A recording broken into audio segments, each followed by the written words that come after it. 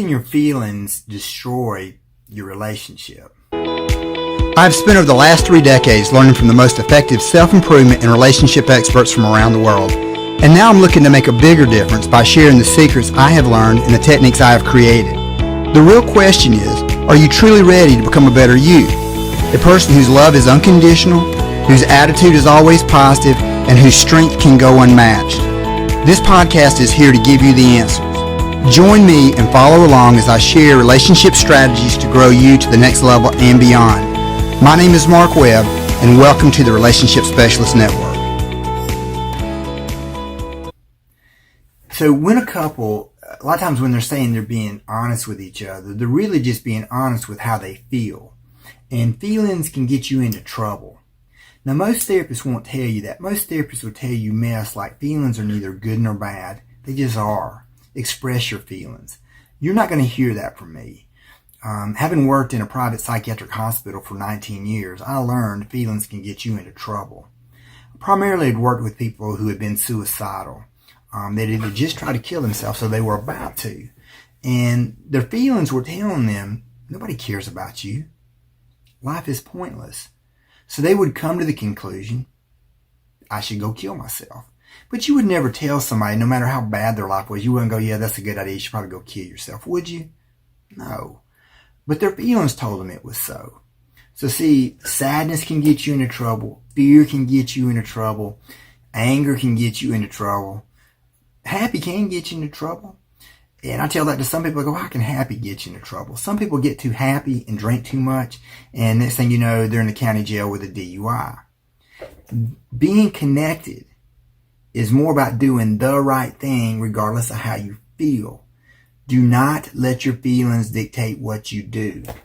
That is a very common mistake. I will always have a job because of that, because people let their feelings dictate what they do.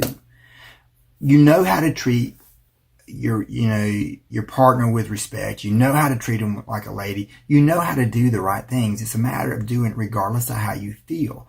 And so you want to make your mind up that you're going to set a certain standard for how you are, regardless of what your partner is. Like within my own marriage, I'm always striving to be somewhere between an 87 and a 92. And just so y'all can follow my math, 95 is my 100. I feel like we get 100 when we get to heaven and we're sanctified. So I don't worry about being 100 so much, but 95 to me is an amazing partner. So I'm always trying to be somewhere between an 87 and a 92. I'm fortunate in that my wife, she pretty much always shows up at a 92, so I'm doing pretty good that way. But I want you to set a standard about where you're going to show up, and that you're going to maintain that standard regardless of what's going on, that you do not let your feelings dictate what you do.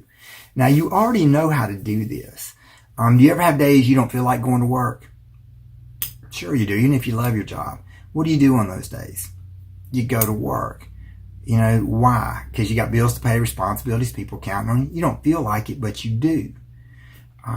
Say if you've got little children and one of them keeps you up all night because they're sick, but then the baby wakes up, next morning regular time. You don't yell into the baby's room, shut up and go back to sleep. No, you get yourself up. Now, you may drag through the room, but as soon as you're around the corner and you see their little face, you're like, hey, baby, how are you doing? Do you not? It's only in relationships that our feelings matter so damn much. It's sort of like, if I was to say something bad about your mother, you'd be like, don't you talk about my mama. You know how we get like that and we get all defensive and we whip a sword out. You don't let your feelings dictate what you do anywhere else. Why would you do it in your relationship? I mean, that doesn't even make any sense. So,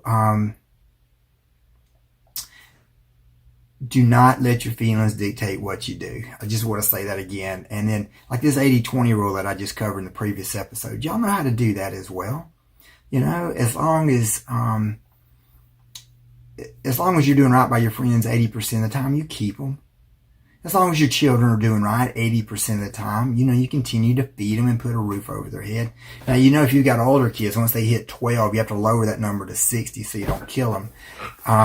But after all your partner's done for you, you're going to raise that bar to 100. If you're not perfect, I'm going to call you on it.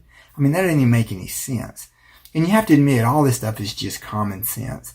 So, Don't let your feelings dictate what you do. Stay focused on the mission. The mission is to get back to the baseline. You are not allowed, and I should have said this earlier, you're not allowed to think, speak, or act anything that's going to move you away from the baseline. You're only allowed to think, speak, and act things that move you towards the baseline. So thank you for tuning in this episode. Stay tuned for the next one.